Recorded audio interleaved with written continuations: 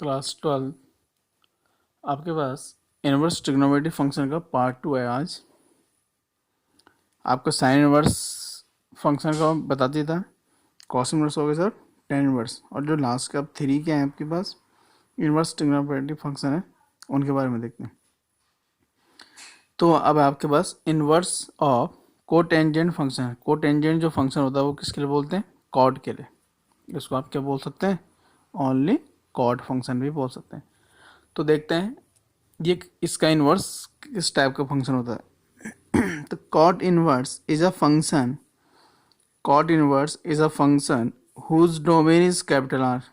Cot inverse is a function whose domain is capital R. आपको पता है cot inverse का डोमेन क्या होता है? आपका capital R. And range could be any of the intervals, और जिसकी रेंज है उसका -π to 0, 0 to π और π, 2π एक्सलेटर। इनमें से रेंज कुछ भी हो सकती है, लेकिन डोमेन क्या होगा? आपका कैपिटल आर होगा। अब ध्यान देने वाली बात इसमें है कि अभी तक हमने लास्ट इससे पहले जितने भी हमने सॉल्व किया था उनमें क्या था? जो डोमेन था कॉट को छोड़ 10 को छोड़ के उनमें क्या था? क्लोज था। लेकिन आप यहाँ ध्यान देते, यहाँ इंटरवल कैसा है? ओपन है। कैसा है? ओपन। इसका मतलब इसके अंदर पाई भी -π इंक्लूड नहीं है, यहाँ 0 इंक्लूड नहीं है, यहाँ 0 इंक्लूड नहीं है, इसमें इसमें और ये पाई भी इंक्लूड नहीं है। इस वाले इंटरवल में पाई और 2π इंक्लूड नहीं है, इसके अंदर की वैल्यू इंक्लूड है। तो ये ध्यान देने वाली बात है। These intervals give different branches of the function cot inverse. ये जो इंटरवल होंगे आपके 1 2 3 जितने बनेंगे, इनसे आपको क्या डिफरेंट ब्रांचेस मिलेंगी। Okay. The branch with range, अब ऐसा ब्रांच जिसकी रेंज कितनी हो जाए? 0 to π हो जाए। यानी कि आपने कॉट इन आर है, यानी कॉट इनवर्स से एक फंक्शन जो आर से लेकर कहाँ तक हो जाएगा? 0 to π अगर हो गया तो इसको हम लोग is called the principal value branch. इसको बोलेंगे आप लोग principal value branch of the function cot inverse. And we have cot inverse such that, एक कॉट इनवर्स एक फंक्शन है जो कहाँ से है? R to 0 to π open interval में। तो आपको क्या समझ में आ रहा है clearly? Cot inverse such that R to 0 to π is such that कैसा है कि cot inverse x equal to कितना होगा? आपका थीटा होगा। तो यानी इसका मतलब जाएगा कॉट थीटा इक्वल टू कितना जाएगा? आपका एक्स हो जाएगा। तो क्लियरली ये जो एक्स दिख रहा है आपको, ये कहाँ बिलोंग करेगा? आर को। और थीटा किसको बिलोंग करने वाला है? इसको। तो यानी कि एक्स किसको बिलोंग करने वाला है? आपको दिख रहा है वो क्लियरली किसको बिलोंग करेगा? आर को बिलोंग करेगा इससे। और थीटा किसको बिलोंग करेगा? 0 to π को। तो for every theta belongs 0, π and x belongs to capital R. Also क्या होता है? कॉट इनवर्स है और कॉट थीटा इक्वल टू कितना होगा? थीटा होगा। फॉर ऑल जब थीटा की वैल्यू 0 और किसके बीच में होगी? पाई के बीच में होगी। और दूसरा क्या आपका कॉट है, इन साइड में क्या है? कॉट इनवर्स एक्स है, इक्वल टू एक्स होगा जब एक्स की वैल्यू किस में होगी? आपकी 0 से लेके, सॉरी जब एक्स की वैल्यू किस में होगी? आपकी आर में होगी। तो ये था कौन से किस फंक्शन के बारे में? कॉट इनवर्स के बारे में।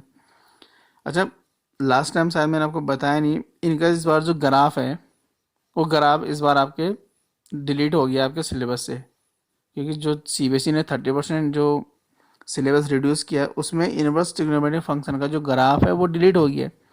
लेकिन अगर आपको ग्राफ बनाना है इनका, आपने समझ लगे ग्राफ बनाना चाहते तो ये एक्स एक्सिस हो गई, ये वाई एक्सिस हो गई, ये कितना हो गया? 0 हो गया। तो इनका जो ग्राफ कुछ नया नहीं होता, सिंपल सा है। जो आपने साइन एक्स का ग्राफ, कॉस एक्स का ग्राफ, टेन एक्स का ग्राफ, कॉट एक्स का ग्राफ, सेक एक्स और कॉस एक्स के जो ग्राफ बनाए होंगे, सेम वही ग्राफ बनने वाले हैं। सिर्फ कितना चेंज होगा कि इसमें जो एक्स है उसको चेंज कर देना आप। वहाँ जो एक्स एक्सिस लिखा गया था, या जैसे साइन का ग्राफ होता है, जैसे इस टाइप से बनेगा कोई ग्राफ आपको साइन का, ऐसा होता है कोई साइन का ग्राफ चलता है। तो आपने क्या करना है? ये साइन एक्स का ग्राफ है, और अगर आपसे बोला जाए इसको किसका ग्राफ बना देना हमने? साइन इनवर्स एक्स का। तो साइन इनवर्स एक्स का ग्राफ क्या होगा आपका? आपने इस वाले एक्सिस को वाई लिख देना, इसको क्या लिख देना? आपने एक्स लिख देना आपका। तो ये किसका ग्राफ हो जाएगा फिर? आपका साइन एक्स का ग्राफ। और फिर कैसा बन जाएगा? ये इस टाइप से बन जाएगा। ये मतलब ये एक्स हो जाएगा, इसको अगर आप घुमा देंगे तो, और ये इस टाइप से। तो इसका किस टाइप से घूमेगा? इस टाइप से, ऐसे ऐसे ऐसे करके बनेगा आपका। तो ये किसका ग्राफ बन जाएगा? आपका साइन इनवर्स का। तो ये साइन इनवर्स का ग्राफ हो जाएगा इस टाइप से। ये किसका था? कॉस इनवर्स का। ऐसे ही कॉस का ग्राफ, ऐसे ही टेन का। तो ये सब चीज़ें आपको ध्यान रखनी है। ग्राफ इसलिए नहीं करना है क्योंकि आपके सिलेबस में इस बार नहीं है। Inverse of second function. Second means sec function, और सेक किसका रेसिप्रोकल होता था? वैसे कॉस का। तो second inverse is a function whose domain is R है, लेकिन आर में ये इंटरवल नहीं होगा, -1 to 1 इंटरवल नहीं होगा, क्योंकि आर माइनस किया हुआ था। आर के अंदर क्या होता है, बहुत सारे इंटरवल होंगे, इसमें ये वाला इंटरवल नहीं होगा। And range could be any of the following intervals, फिर से यहाँ क्लोज आ गया, -π से लेके 0, लेकिन इसके अंदर क्या नहीं होगा आपका, -π/2 नहीं होगा। 0 to π है, लेकिन इसके अंदर π/2 नहीं होने वाला। π to 2π, लेकिन इसके अंदर 3π/2 नहीं है। क्यों नहीं होगा, क्योंकि इन ये जो माइनस कर रखे इन पे साइन इनवर्स मतलब सेकेंड इनवर्स एक्स जो है वो डिफाइन नहीं होगा। Second inverse x second inverse function in point पे क्या नहीं होगा आपका, डिफाइन नहीं होगा। तो इस कारण इनको क्या कर दिया, ओमिट कर दिया। ओमिट मतलब इनको माइनस कर दिया गया। Corresponding to each of these intervals, we get different branches of the second inverse.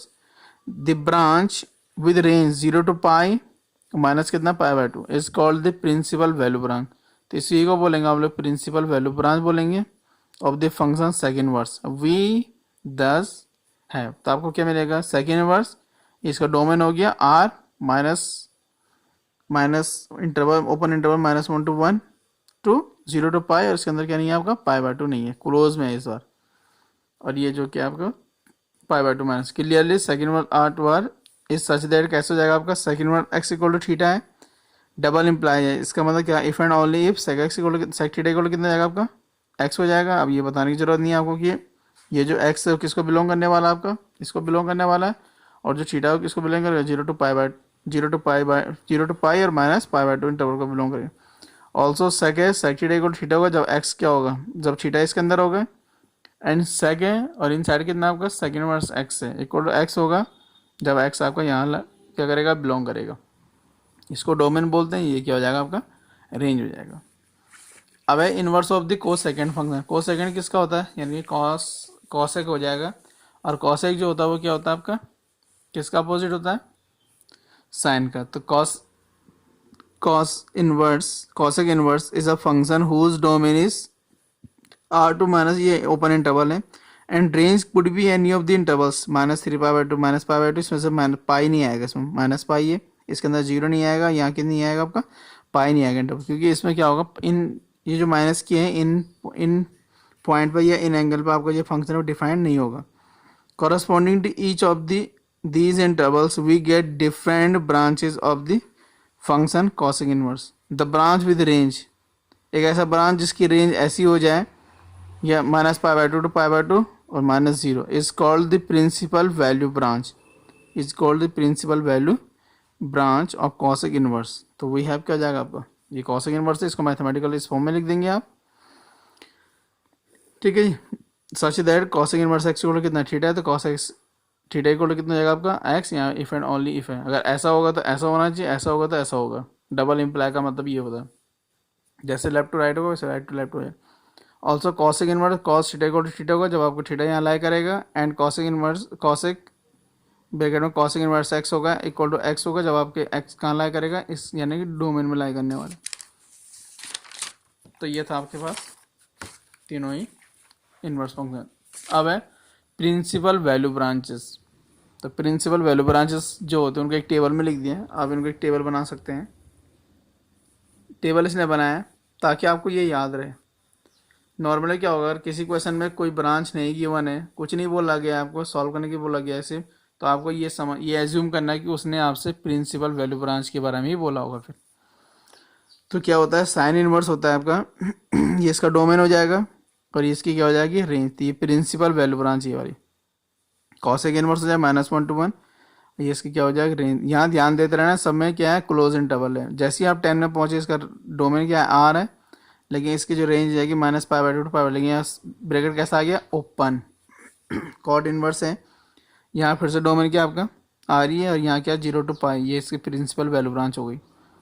यानी कि इस जो भी वैल्यू क्या होगी कॉट इनवर्स की, टेन इनवर्स की जो आपको मिलने वाली है, अगर इनके बीच में लाई करेगी तो प्रिंसिपल वैल्यू ब्रांच हो जाएगी। और जब आपको प्रिंसिपल वैल्यू ब्रांच पूछ रहेगा और कोई वैल्यू यहाँ लाई नहीं करती तो फिर आप उसे सॉल्व नहीं करेंगे। और अगर कुछ नहीं बोला है तब भी आपको वैल्यू कहाँ की फाइंड करनी है, प्रिंसिपल वैल्यू ब्रांच की ही देखनी है। सेकेंड वर्स है R minus open interval -1 to 1 है, इसकी ये रेंज हो गई आपकी, मतलब ये प्रिंसिपल ब्रांच हो गई इसकी। कॉसेक इनवर्स है, ये भी इसकी क्या हो गई रेंज है, प्रिंसिपल ब्रांच हो गई। इसमें कुछ नोट है, वैसे मैंने पहले आपको बता दिया था कि sine inverse x should not be confused with बस साइन इनवर्स जो एक्स है वो ऐसा लिखा गया है, सेक एक्स का साइन एक्स का होल इनवर्स वो इस टाइप से है, तो इसकी वैल्यू तो ये होती है, लेकिन ये क्या है, फंक्शन है, तो अब इसको आप ये नहीं लिख सकते। ओके, सेकेंड है whenever no branch of an inverse trigonometric function is mentioned we mean the principal value branch of that function. ये मैंने आपको पहले ही बता दिया, यानी अगर आपको ब्रांच मेंशन नहीं है इनवर्स ट्रिग्नोमेट्रिक फंक्शन में, तो आप उसको आप ये एज्यूम करेंगे कि आप उसके मीनिंग ये समझेंगे कि आपसे प्रिंसिपल वैल्यू ब्रांच के बारे में ही बोला गया है। ठीक है, तो इतना सा आपके पास ये इनवर्स ट्रिग्नोमेट्रिक फंक्शन, इनका ग्राफ मैंने आपको ऑलरेडी बोल दिया, जो आपको sine x cos x tan x cot sec cosec के जो ग्राफ होते हैं सेम वही ग्राफ बना देना है, उसमें आपने एक्स एक्स वाई एक्स को चेंज कर देना है और आपको किसका मिल जाएगा, इनवर्स का ग्राफ मिल जाएगा। इस बार आपके सिलेबस में नहीं है इसलिए नहीं कराया आपको उनका ग्राफ बनाना सिंपल सही होता है, जैसे एक्स की वैल्यू पुट करते रहना है और आपको वाई मिल जाएगा, उसका ग्राफ आपने क्या करना है, ड्रॉ करना। इसके बाद अब नेक्स्ट वीडियो आएगी, वो आपके पास इसकी एक्सरसाइज होगी, कुछ एग्जाम्पल्स होंगे और हम उनको सॉल्व करेंगे। ज़्यादा टफ नहीं होता, बड़ा इजी एक्सरसाइज होती है और चैप्टर भी बहुत इजी है। आई होप कि आपको ये सब समझ में आया होगा। किसी को कोई डाउट है तो वो पूछ सकता है। Thank you. क्लास 12।